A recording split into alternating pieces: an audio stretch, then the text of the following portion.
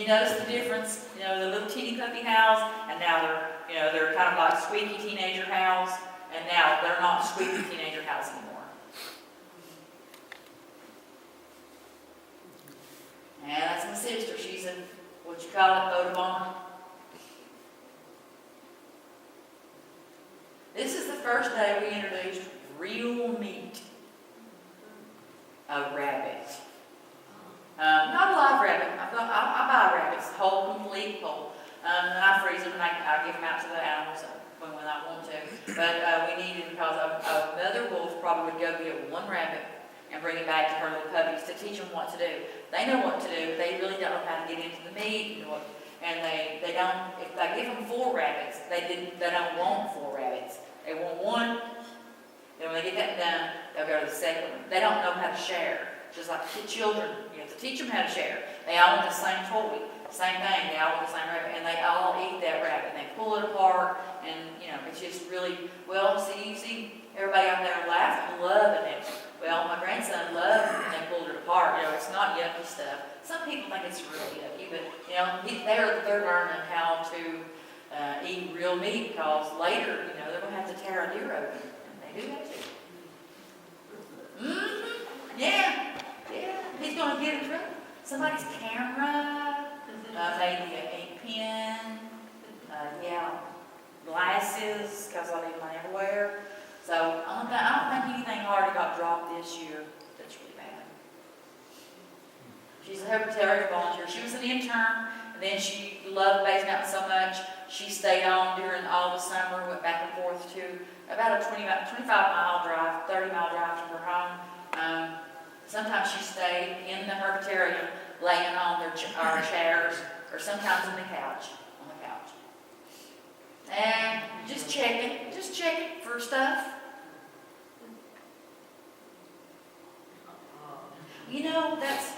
I really forgot about this picture until Teresa brought it to my mind. They don't love us, but they treat us like pack members.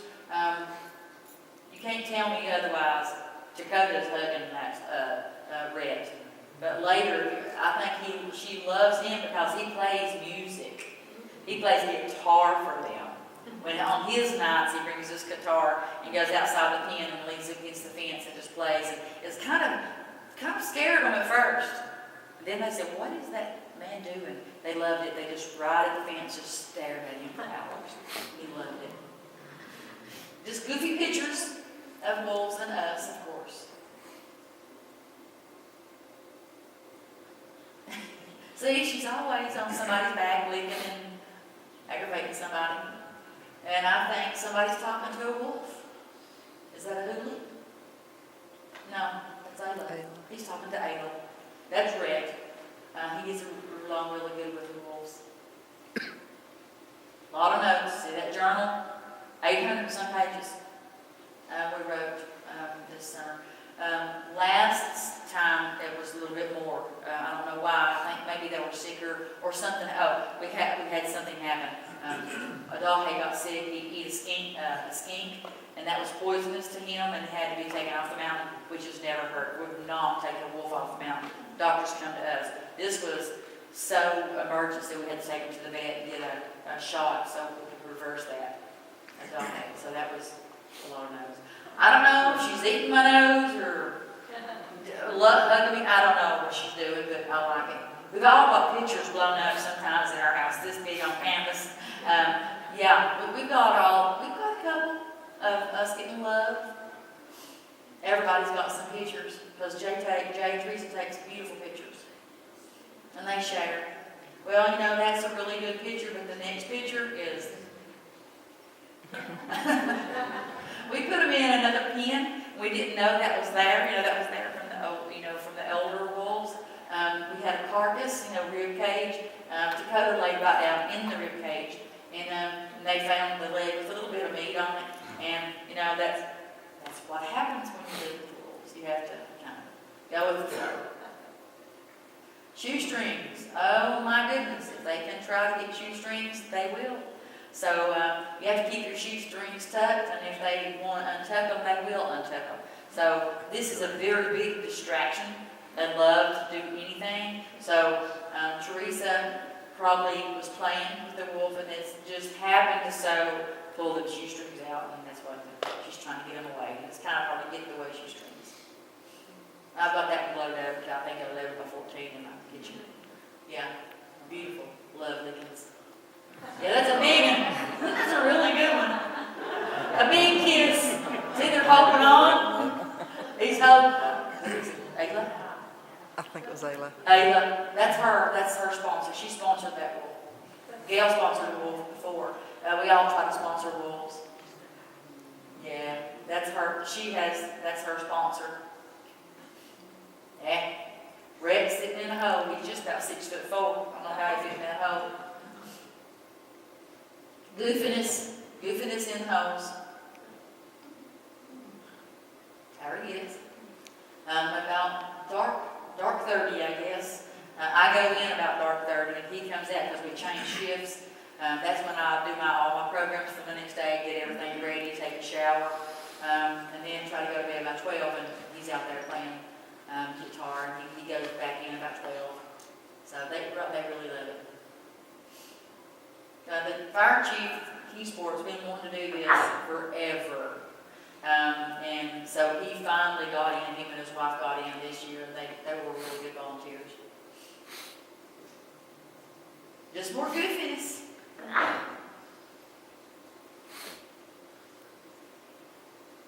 Look at the nose. If you notice, Dakota usually always has a dirty nose.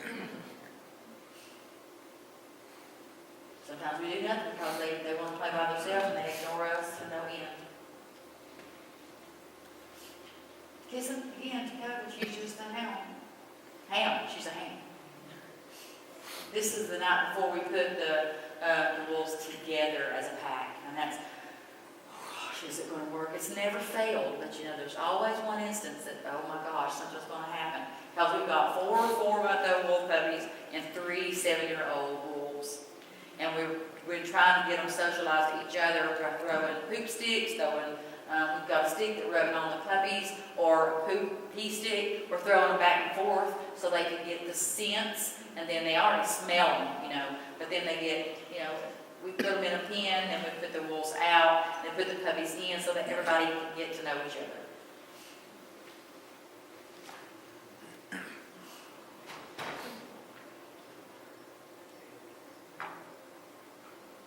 Yeah, we try to get them to pose with us like we did the first day with, Gail holding 2 little puppies, and I'm holding 2 little puppies. It's hard to do with a 50-pound puppy, and they do not want to cooperate. See that silly thing? He slid all the way down the leg, and we took about 6 or 7 pictures to get that going.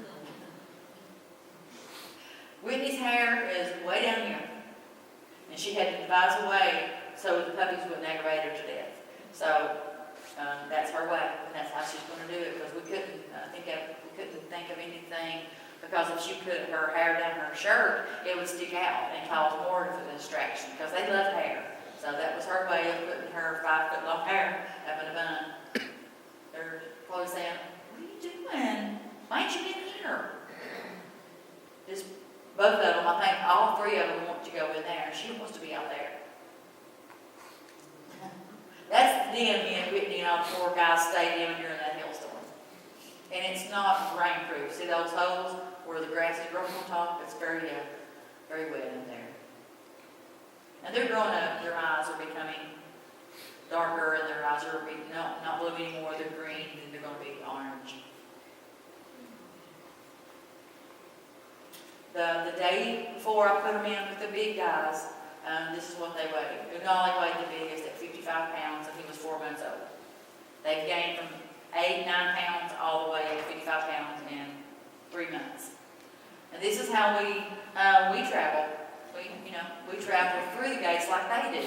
So this is us traveling, being silly, traveling the way they do. Cleaned the pond the day before, and we introduced the puppies to this big, huge main pen with the pond that the big guys have been in. And so let's see what they do to the water. They're kind of scared of it at first.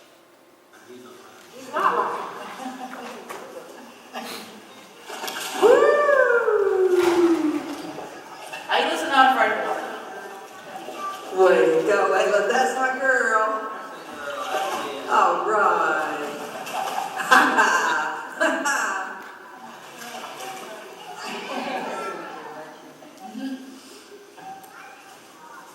Everybody finally gets in the water.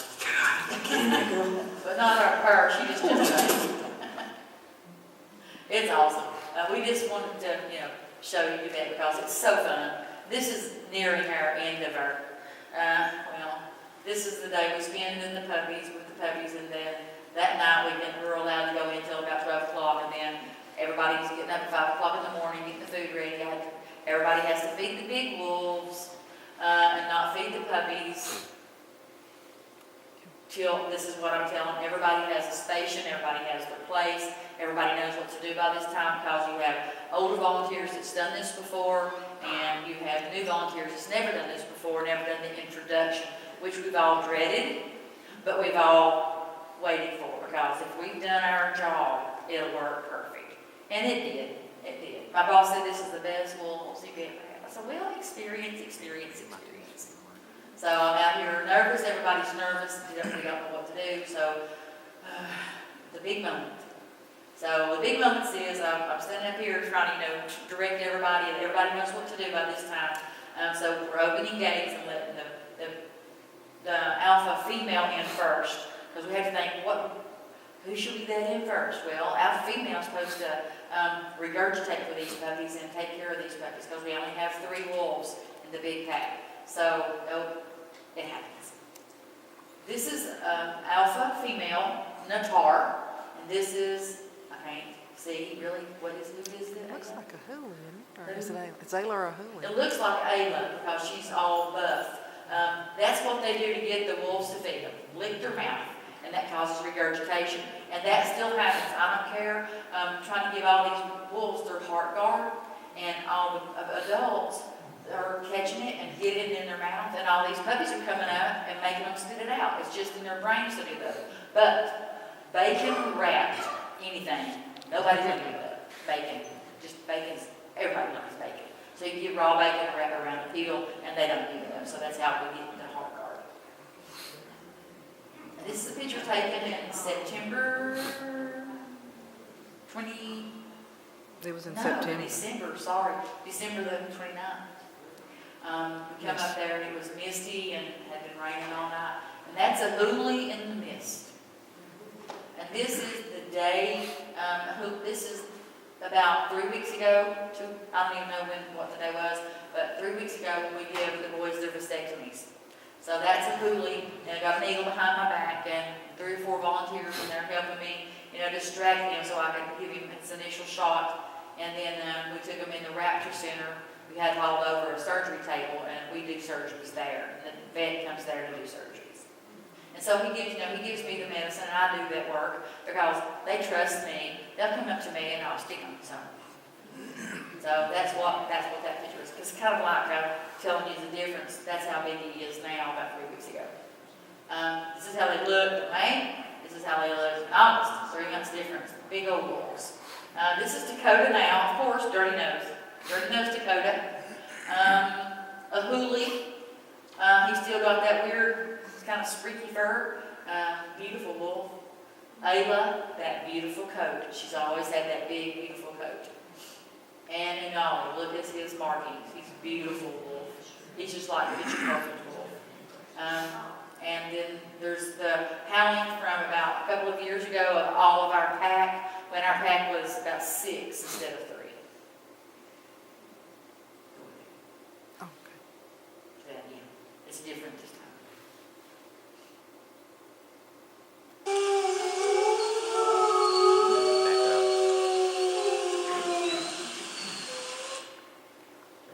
You advanced it. Huh? I did what? You advanced it. Oh. When you clicked that first click. Um, Click at the beginning of the bar to the left.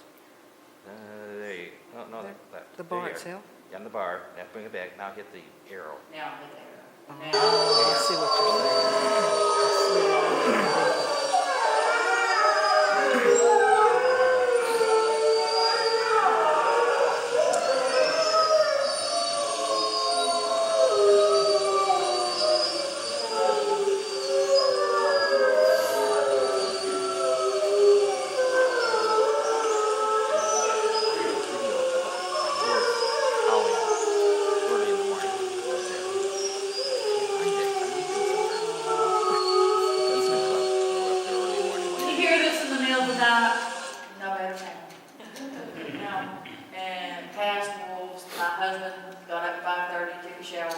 Presbyterian. That's before we had a shower in the camper. So, and on his way back, that's how he woke me up. He howled and got the big guy's howling that was my alarm. And this was just last Saturday when it snowed. That's the three gray wolves. The black-faced gray wolf. I don't know where Dakota is. She's, I don't know, off somewhere trying to kiss somebody. I don't know. But so you can see how they've grown and see how beautiful they are. They're all absolutely gorgeous. And that's the end.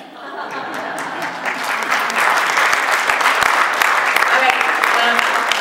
Before everybody leaves, I'm going to draw for the tickets, so everybody wants to, whatever. And then I can take, okay, I'm going to do this first, so I can take, you might win something.